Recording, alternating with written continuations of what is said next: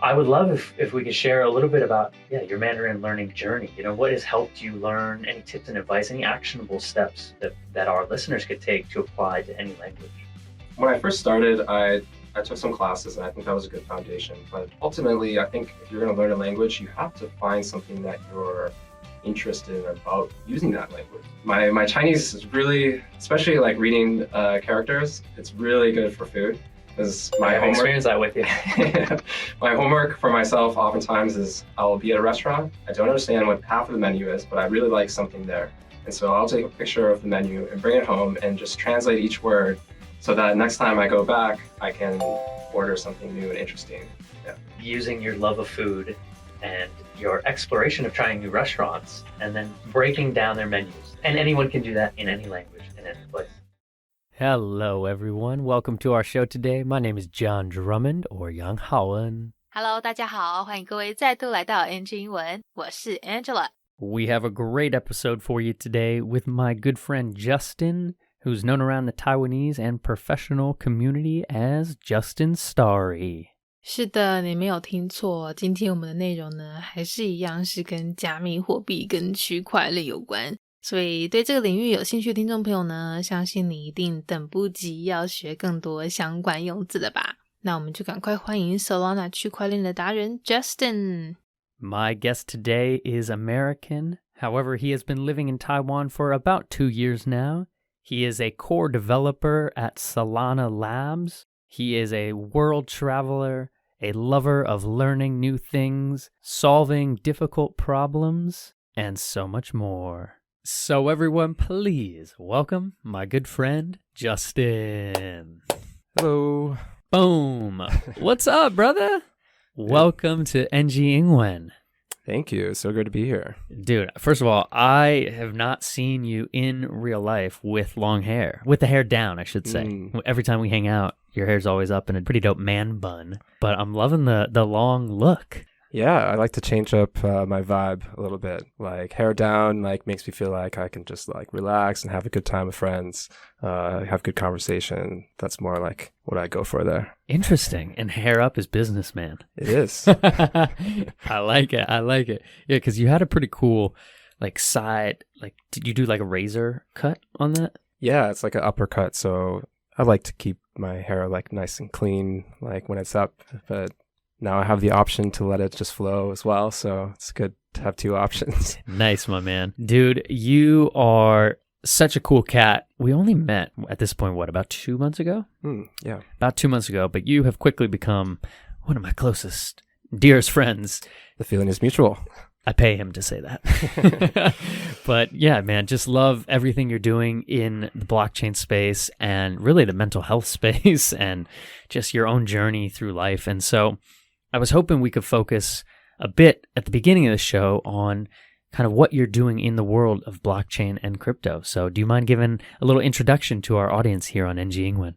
Yeah, so I work at Solana Labs, which is responsible for developing the Solana blockchain, and I'm a core developer there. We have I think it's about like 30 to 40 core developers on that team, so pretty small still, so I like to work on a lot of different stuff there.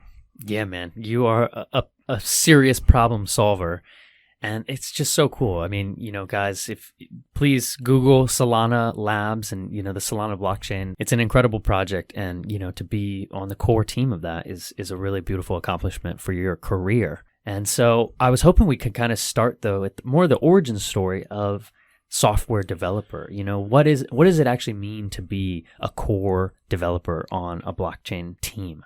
Well, first of all, I didn't really know what I was even getting myself into early on. I actually have a background more in web development. So I've experienced making websites and like backend API servers for websites, stuff like that. And I joined Solana Labs in that capacity. Usually a blockchain has a website where you can see transactions and the different blocks that are being created. And so I built that for Solana.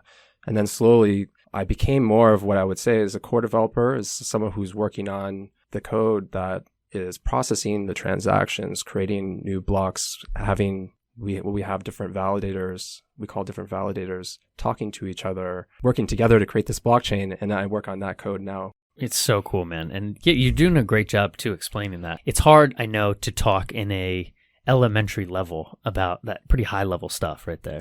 Yeah, and I wouldn't even necessarily say elementary or dumbed down. I really try to speak about technical things in a way that's just clear and not too much extra information. It doesn't need to be hard to digest. Actually, a lot of computer concepts I feel are quite simple if you really break it down.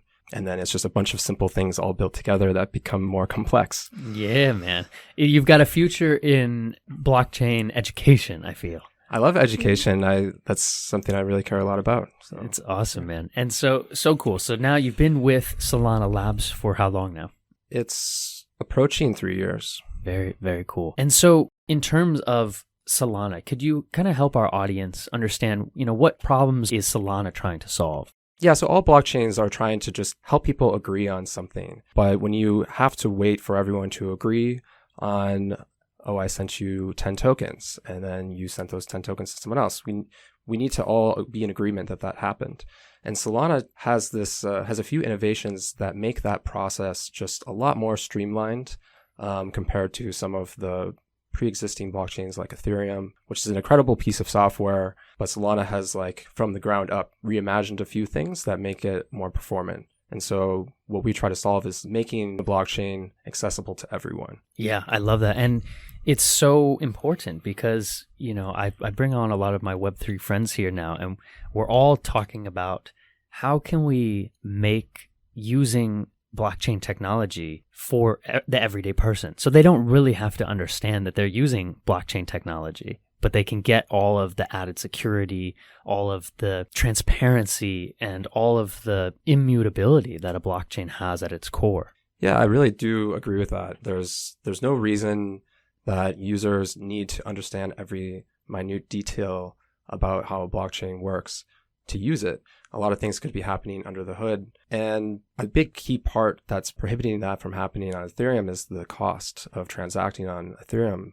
It's very, very high. If you want to create an NFT or something on Ethereum, it may be tens or hundreds of US dollars. It's too expensive. Yeah, it's really creating a barrier of entry that is not, it's not playful and it's not welcoming to bringing on new users. Exactly. And I think one of the other cool things that I like about blockchain is it's a place for experimentation. And experimentation means you're making mistakes and you're iterating, you're learning as you go. And if you have to figure everything out up front and make it as cheap as possible because, the blockchain is too expensive, you're not really being able to experiment as freely. So that's why I like the Solana developer ecosystem that I'm seeing now. There's a lot more experimentation because the costs are lower. Yeah, that's very well said. I love that. And so thinking a little bit about the future of yourself as a developer, are you focused on any big projects upcoming that you can share? Or do you have any vision for where you hope to see Solana go in the future? Yeah, I mean, I have way too many things that I want to do. That's always my biggest challenge is prioritizing, figuring out what's most important. I think with Solana, my main focus right now is making the throughput of the blockchain higher. And recently, Solana's had some instability where transactions are not being processed. So things like that are the main focus for me right now. But then going forward, I think that me personally, there's so much more in the space to learn. You can never keep up in this space. Mm-hmm. Yes. And so I just hope that me individually, I can just find more opportunities to learn new pieces of technology or different protocols. Yeah. Very cool. Yeah, staying fluid in your own personal learning, I think, is so valuable to then you as a developer, and then you can bring creative imagination to how you problem solve for Solana too, right? Yeah, I think that I always view programming as more of a creative expression than just a blunt hammer type tool to create some code. I really feel like I'm bringing things to life, and that's why I ultimately love what I do. Is that 节目上半段一开始这边其实他们只是在闲聊一些来宾的发型。好，你如果有想知道的话呢，他们刚刚说那个 man 版其实就是头发比较长的男生绑的丸子头。好了，跟主题无关，就是跟大家分享一下这样子。好了，言归正传，我们这位专门在 Solana 实验室研究开发区块链的来宾分享到呢，他本来其实是在做网站开发，帮 Solana 区块链做网站的，是后来才慢慢转变成公司里区块链的核心开发人员。那现在呢，已经在这个领域打滚有3年之久。这边几个字来大家听一下，刚刚说的这个核心开发人员啊，英文可以怎么表示嘞？一般说 core developer。 好， core 它指的就是核心，像你买电脑的时候不是也常都会考虑说这个电脑是几核心嘛，对不对？那个核心也是同样是这个字，双核心你可以说 dual core。 好，那4核心的话呢是 quad core。好，或者是我们去做重训的时候，不是有些也是专门是核心运动吗？那我们腹部的这个核心呢，也一样叫做 core。 好，另外来宾也有提到的这个网站开发，一般我们说 web development。 OK， 记得不要跟网站设计 web design 搞混咯，两个不一样。好，还有前端后端的说法，如果你也想知道的话呢，可以说 front end and back end。好，再来他们谈到的部分是一些 Solana 区块链希望帮大家解决的一些目前在加密货币世界里遇到的问题，像是可能交易效率啦，或者是操作方式啦，或者整体的交易性能等等。所以他们当初在建立 Solana 的时候，就是特别针对这几个面向去设计，才让今天的我们呢有更简单流畅、更高效率、高性能的 Solana 系统可以用。而且跟其他区块链比起来，它的交易费用真的低很多，非常的亲民哦。整体而言的 CP 值基本上可以说是小够短碗，便宜又大碗，比已经很强大的以太坊还要更强大。来，刚才讲的这个以太坊，它的英文名称是 Ethereum。 那 Solana 这个加密货币交易系统比 Ethereum 还要更亲民、更有效率的这个亲民，一般我们像刚才来宾在节目里说的，用 more accessible to everyone。 因为 accessible 它有可以得到、可以接近的意思，那加上介系词 to， 我们可以理解成是对大家而言都更容易取得，好，让每个人都可以接触到这样子。或者是白话一点就是亲民啊，价格亲民，而不是好像高高在上、远在天边遥不可及这样。 OK， 另外这个字 streamline 本来有流线型的意思，像是在设计车子啦、飞机、火车的时候，不是都会为了要把前进的过程受到的阻力降到最低，而以流线型来设计车体嘛？那这个流线型就是 streamline。只是在今天的节目里呢，它的用法是把流线型当成形容词来用，好，延伸成一种简化流程、提高办事效率的意思。或者呢，也可以用来宾提到的这个字 performant。 好，它是从名词 performance 性能表现演变来的，同样也可以用来形容科技高性能高效率。接着来宾提到他未来除了期许自己要不断充实加密货币领域的知识以外，也希望可以提升区块链的生产力。好，那这个所谓的生产力用英文表示的话，就是像他说的 throughput。 好，它是一个比较偏技术性的用字啊，一般我们生活里其实真的不太会用到，除非呢你的工作是可能跟供应链有关，好，或者是像这边一样是在讲电脑系统处理速度的时候呢，才比较会用到。好了，讲太多了，我们赶快继续听下去。You were saying you kind of started more from web development, but how did you find your own passion within any type of computer science right there? Yeah. I mean, computer science, I would describe as more like a bit more theoretical. You could write papers about how computer science works. It's not exactly necessarily writing code, although obviously it's related. Yeah, so I got into coding in high school. I was lucky to, have a chance to take a class, and my first big project was making a game. I just was a big gamer, and that was my avenue towards learning programming. I just thought it was so cool I could create a game that I could play. I made the game Asteroids myself and played it, and I love that game. That's awesome. Asteroids, dude, like the proper arcade game? Yeah. Oh my god, great game, guys. Google that, please. So that was like your first project that you coded in high school?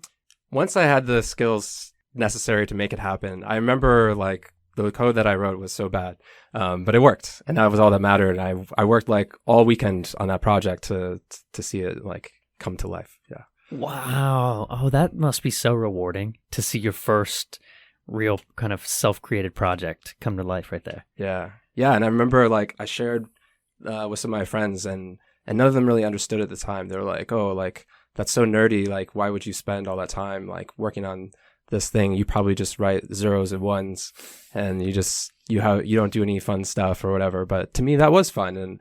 And ultimately, I now have a lot of friends that enjoy that too. And so I'm just happy being me and doing that. Yeah, but that's beautiful. I mean, that's a pretty deep metaphor for life right there. You're being you, creating what you love. And do you remember what code or what language, I should say, you coded that in? Yeah, it was in C++. C++. Okay, so really your first true fluency of a coding language was C++. Yeah, I mean, at the time I was learning JavaScript, which I still use today. I learned some programming language called MATLAB, which is used for, I think, more research type things today. Maybe not used much anymore, I don't know. And then, yeah, C++. And yeah, I used many different languages throughout my career. And right now I'm using Rust, and I love it. And yeah, it's always fun to find a new type of language to express yourself when doing programming. Yeah, I was so curious. So you had to learn Rust, because Rust is essentially the language of Solana. And that was a brand new language created for Solana, is that right? That's not true. It was actually created for the Firefox web rendering engine. So when you open Firefox, what is taking code and creating a nice website on your screen, that code was written in C, C++, and Rust was developed because that code in Firefox had so many little bugs that would keep popping up. And so they created a language, Rust, that helped just make those bugs impossible. And so it's often seen as like a safe, but also still fast programming language. And that's why we use it at Solana. Beautiful. So the origin was to solve problems for Mozilla Firefox? Exactly. I love that. That's a great browser too. Yeah. Big fan. Great. Thank you for the history right there. I did not know that was the origin story of the programming language Rust. Yeah. So another thing that I think would be interesting is to especially the web developers listening is how I transitioned from web development into Rust, because Rust is often seen as a very low level, kind of scary language to learn. And for me, I was actually still making websites with Rust. I worked on this project, an open source project, which allows you to create a website in Rust, and then it will be compiled into what's called WebAssembly, which browsers support today. So now you can use more than just JavaScript in the browser. And since I was already familiar with web development, it was like half familiar and half new. And that was an easier transition for me to learn that new language. So cool. So many incredible things. A lot of fun people in Taiwan are starting to do, events and these coding camps and from as high tech to as low tech as you want, guys, learning a little bit about computers, and websites, it can bring you so much joy to you and so much excitement to the world and a lot of innovation. So I encourage you all to get out there if you can and find any interest. I know I will be encouraged by my boy Justin here to take a few classes and I have encouraged you. You have. And I will take you up on this. Well, do you think we could change gears a little bit to kind of more the story of Justin in Taiwan? Yeah. And some of the awesome things you're doing now using your Mandarin language acquisition. Do you think we could start with kind of what the heck is a Solana core developer doing in Taiwan? That is a great question. Before working at Solana, I had lived in Taiwan before. I originally moved to Taiwan because I was interested in learning Mandarin Chinese. I thought it would be very challenging, and I like challenging things. So I chose Chinese as a language that I wanted to learn. And I chose Taiwan because it seemed like a really nice country, really nice people. So, yeah. Beautiful. And so you've been here now for kind of on and off for a handful of years. Is that correct? That's correct, yeah. But you've been more recently back in Taiwan for pretty consistently for the past 2 years. Is that right? Yeah. I came back 2 years ago. And have been here. And so I would love if we could share a little bit about, your Mandarin learning journey. What has helped you learn, any tips and advice, any actionable steps that our listeners could take to apply to any language? Yeah, a lot of stuff I could get into here. When I first started, I I took some classes and I think that was a good foundation. But ultimately, I think if you're going to learn a language, you have to find something that you're interested in about using that language. Are motivated to use that. A lot of times people might be wanting to have a job where they need that language, for example. But I didn't have that. So I found things that maybe it was media, maybe it was like a show or a song, or oftentimes for me, it's food menus. My Chinese is really, especially like reading characters, it's really good for food because my I've homework. experienced that with you. My homework for myself oftentimes is I'll be at a restaurant. I don't understand what half of the menu is, but I really like something there. And so I'll take a picture of the menu and bring it home and just translate each word so that next time I go back, I can order something new and interesting. Yeah. That's so great. Yeah. Using your love of food and your exploration of trying new restaurants and then breaking down their menus. So cool. And anyone can do that in any language, in any place. Yeah, I think it's a good starting point. And something I know you've been really excited about and focused on with your Mandarin now is helping bring up the software developer community using your Mandarin skills. So can you share a little bit about that? Previously, I was the only Solana developer here in Taiwan. Now we do actually have another engineer based out of here, which is amazing. But at the time, about a year ago, I noticed that Taiwan had a pretty strong crypto community that was starting up, but no one really knew what Solana was, and I was the only representative. So I held a few workshops here so that people could come and learn basic Solana development. And I think those ones I didn't prepare in Chinese, but later on there was a hackathon Solana has run a few global hackathons, but I prepared special content, like an online video lesson for people to learn Solana concepts, and I gave that in Chinese. Whoa! Yeah, it was extremely hard for me. My Chinese is not that good, but what I did was I worked with a tutor. I prepared the content that I wanted to say in English. I translated it myself into very poor Chinese, and then I worked with the tutor to refine that. And then after getting a draft of what I would be saying, then I practiced my pronunciation of it.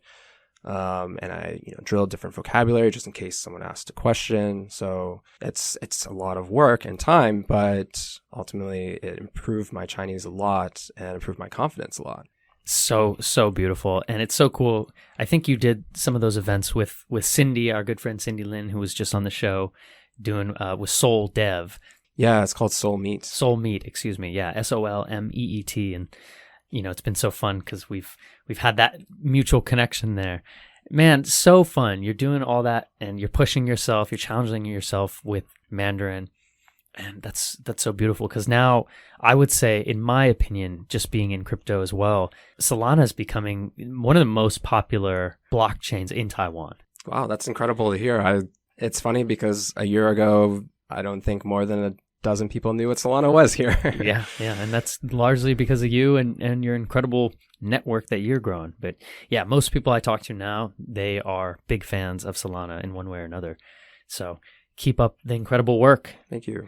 Awesome, brother. Well, unfortunately, we are coming to the end of our NG Ingwen show here. It's been great to have you on. Thank you for taking some time out of your hectic life. But I was hoping we could end with a question I love, which is if you could go back and talk to a younger Justin, would there be any advice you give yourself about language, life, anything? One thing that I've really been embracing lately is that I am just someone who loves to follow my curiosity. And I think in the past, sometimes I would stop short of that because I would be worrying about what other people thought about the things that I was pursuing.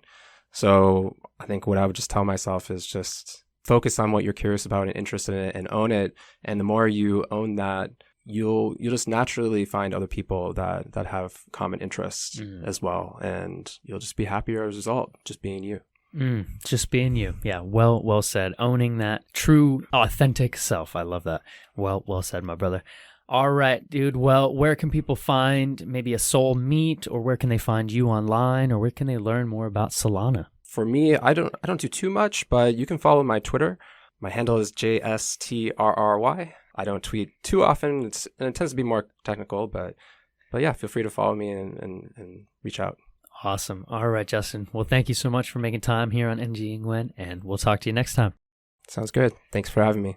下半段这边一开始，我们 John 不是在问来宾他当初是怎么从原本网站开发的本业发展到现在这些其他 computer science 资工性质的工作吗？好，他问这个问题的时候用了这句 Is that still under the umbrella of computer science？ 好，这边这个 under the umbrella of， 各位有些听众朋友可能会觉得有点乌煞煞，为什么讲电脑讲到一半突然冒出一把雨伞呢？是要下雨了吗？不是哦，这句片语 under the umbrella of 什么什么什么，它表达的其实是在什么什么旗下，或者是属于某个什么什么一部分的意思。所以这样他其实想要说的跟下雨没有关系啦，而是在问网站开发是不是也算是资工的范围，算是资工的专业这样子。好，那所以是吗？资工听众朋友们解答一下拜托。我本人跟这一块完全没缘，一整个是2类和3类的绝缘体。但根据我上网爬文得到的结论和来宾提供的说法呢，没错，它确实也算是资工的领域啦。好，所以他其实也没有说是在某一个时间点就突然从网站开发改变兴趣做资工类的工作，而是从高中就开始有在做 coding， 然后还自己写了一个游戏哦，自己的游戏自己写，这样超强。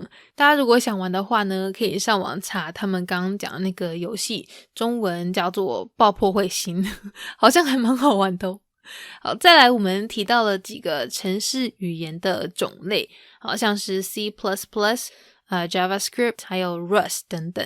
那在讲到 Rust 的时候，来宾也特别跟大家说明，这个语言呢，它其实一开始被设计出来是为了要解决一些在 Firefox 在那个火狐浏览器上面遇到的一些程式缺陷。后来因为这个语言有安全而且快速的特性呢，那时候 Solana 区块链的开发人才会选择用这个语言来写，好，而不是像这样说的，不是为了要开发 Solana 而写的。OK， 小知识跟大家分享一下。那如果你有兴趣的话呢，不妨找个时间去了解一下各种程式语言的相关介绍哦。尤其如果也是跟来宾一样是做网站开发的话，那多学几种其他语言也没什么不好嘛，对不对？像 Justin 会 Rust， 就让他在 Solana 区块链的领域就更容易上手。好啦，这种学程式语言鼓励的话，以我来讲真的很没说服力。但是如果想学外语的话呢，就另当别论了。紧接着来宾分享到他学中文的过程。没错，他除了学程式语言，也学人类沟通语言，第二外语，厉害厉害。原来他其实以前呢，为了要学中文就已经有来过台湾，而且最爱把餐厅菜单当回家作业，就把菜单上的字一个一个学。好，是说这个方法真的很有用，以前我在秘鲁的时候也是这样子学西班牙文的。好，因为你有一个想吃想点餐的动力在嘛，对不对？所以就会努力想要去把它学好，或者是像他在工作上，因为之前常常会需要办一些 workshop， 办一些那个说明会，好，用中文推广介绍 Solana 区块链，所以那个时候其实就让他的中文表达能力进步了不少，而且也大大提升了他的自信心。最后来宾分享到，我们如果可以找到自己的兴趣，了解自己喜欢什么，然后认真研究，好好去钻研那个领域的东西，如果可以做到这样子的话，那自然而然就会遇到很多志同道合的朋友，就可以让自己在开心的环境里面过着快乐的生活。毕竟做自己好自在，没有做自己最自在嘛，对不对？好了，希望大家都有从今天的内容学到一些东西。有兴趣的话呢，等一下赶快去上网认识一下 Solana 区块链，或者是上推特、上 Twitter 追踪我们来宾 Justin。 All right, bye everyone. Peace.All right, well that is our NG 英文 show for today. We hope everyone enjoyed listening to that. You can connect with us on Facebook, Instagram, YouTube, and now Spotify. You can search NG 英文 or you can search on IG NG English ICRT. And don't forget to tune in every Wednesday morning from 6:30 to 7 and Wednesday night from 9 to 9:30.We'll catch you on the next episode. Bye bye. 好啦，今天的节目就到这边告一段落啦，感谢各位的收听，别忘了订阅我们的 Spotify 还有 YouTube 频道哦。那喜欢我们节目的话，也要记得到 Instagram 到 IG 上追踪我们哦。如果各位有什么其他问题是想要问来宾的，也请欢迎在底下留言告诉我们。我们一定会想办法帮你问到手。好啦，那就下周在空中相会咯，拜拜。